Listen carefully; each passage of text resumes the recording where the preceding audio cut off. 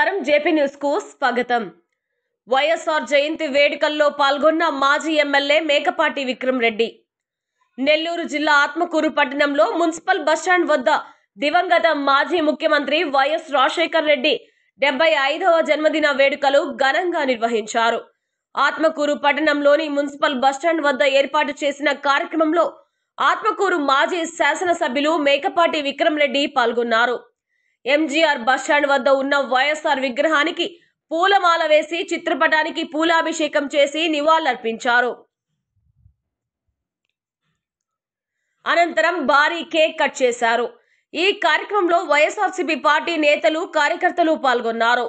ఈ సందర్భంగా మేకపాటి విక్రమ్ రెడ్డి మాట్లాడుతూ ప్రజల ఆమోదయోగమైన ప్రజా పాలన అందించి రాష్ట్ర ప్రజల గుండెల్లో చిరస్థాయిగా నిలిచిపోయిన మహోన్నతమైన వ్యక్తి వైఎస్ రాజశేఖర్ రెడ్డి అని కొనియాడారు। వారి జయంతి వేడుకల్లో పాల్గొనడం ఎంతో సంతోషంగా ఉందని అన్నారు।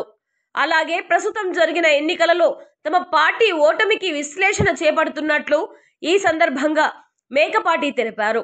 అలాగే రాష్ట్రంలో వైఎస్ఆర్సీపీ పార్టీ నేతలు కార్యకర్తలపై కక్ష సాధింపు చర్యగా వారి ఆస్తులను ధ్వంసం చేయడం, వారిపై దాడికి పాల్పడడం మంచి పద్ధతి కాదని హితవు పలికారు।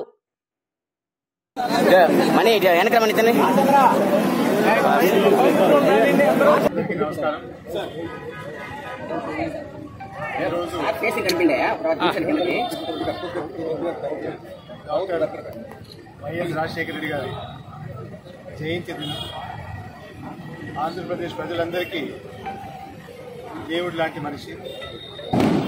ఆయన పరిపాలన తర్వాత ఈ రోజుకి కూడా రాష్ట్ర ప్రజలే కాకుండా దేశంలో ప్రజలైన అందరూ ఆయన పెట్టిన కార్యక్రమాలు కానీ ఆయన చేసిన అభివృద్ధి కానీ అది ఒక ఎగ్జాంపుల్గా చూసుకొని పరిపాలన ఏ విధంగా చేయాలి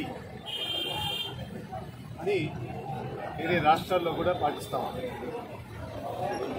ఆయన పెట్టిన పథకాలు కానీ స్టూడెంట్ ఫీ రీయింబర్స్మెంట్ కానీ రైతు రుణమాఫీ కానీ 108 అంబులెన్స్ కానీ రకరకాలుగా పెట్టు ప్రజలందరినీ ఏ విధంగా ముందుకు తీసుకుపోవాలని కార్యక్రమాలు పెట్టు రాష్ట్రంలో అభివృద్ధి కూడా ఇరిగేషన్ ప్రాజెక్ట్స్ మీద కానీ ఇండస్ట్రీ మీద కానీ రకరకాలుగా చేస్తూ పరిపాలన ఏ విధంగా ఉండాలి అని అందరూ చూపించారు। అట్లాంటి పరిపాలన అందరూ కోరుకుంటున్నారు।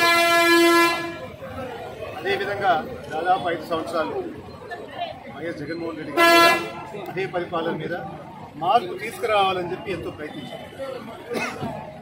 ఓటమికి కారణాలు చాలా ఉండొచ్చు, మన సైడ్ లోపాలు ఉండొచ్చు, వాళ్ళ సైడు ఆశలు ఎక్కువ చూపించుండొచ్చు, రకరకాలుగా ఏదో ఉంటుంది దాని మీద చర్చ కానీ ఇంకా ఒక 3-4 నెలలు జరుగుతుంది।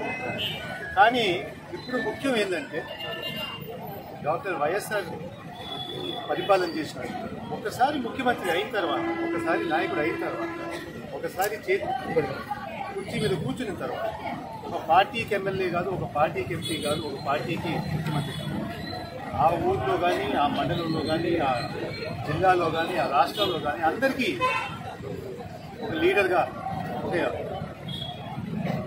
రెస్పాన్సిబుల్గా ఫీల్ అయ్యే రెస్పాన్సిబిలిటీ ఉంది వాళ్ళ నాయకులు। ఒక పార్టీ వాళ్ళకే మంచి చేయాలి, మిగతా వాళ్ళకి నష్టం చేయాలని చెప్పి ఎప్పుడు కోరుకోలేదు।